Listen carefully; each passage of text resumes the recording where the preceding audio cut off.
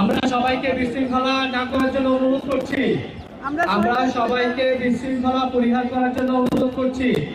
আমরা শান্তশিষ্টভাবে প্রোগ্রাম সমাপ্ত করতে চাই। জাতীয় বিপ্লবী পরিষদ সকল প্রকার বিশৃঙ্খলার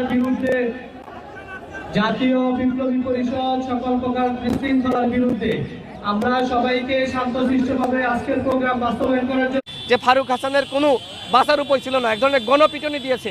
আমরা শাহবাগ থানায় মামলা করব এবং আমরা ডক্টর ইউনূস সরকারকে বলবো, এরা দাবি করছে যে এরা নাকি আপনাদের লোক, এটা দাবি করছে যে আমরা সরকারের পক্ষের লোক, এবং সেখানে নুরুল হক নূরকে গালিগালাজ করেছে।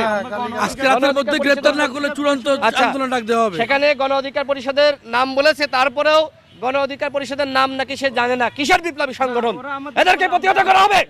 আমাদের আন্দোলন এই সংগ্রাম কোথায় ছিল তারা? স্পর্ধাদের যারা ফারুক হাসানকে চিনে জানে, সরকারের সমালোচনা প্রত্যাখ্যান করতে পারবে, এবং গণতান্ত্রিক রাষ্ট্রে ডক্টর ইউনূস কোনো যে কারো সমালোচনা করা যাবে।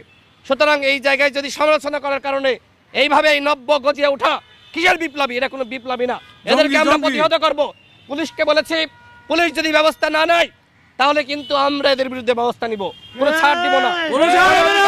নেতাকর্মীরা রক্ত দিয়ে, তারা জীবন দিয়ে আমাদের 11 জন নেতাকর্মী শহীদ হয়েছে। 11 জন এখানে এইভাবে হামলা চালিয়েছে। পুলিশ যদি এদেরকে গ্রেপ্তার না করে তাহলে কিন্তু সংঘর্ষ বাদলের দায় কিন্তু পুলিশকে নিতে হবে, স্পষ্ট কথা। আমরা কোনো ছাড় দিব না। রক্ত দিয়েছে হাসিনার বিরুদ্ধে লড়াই করে।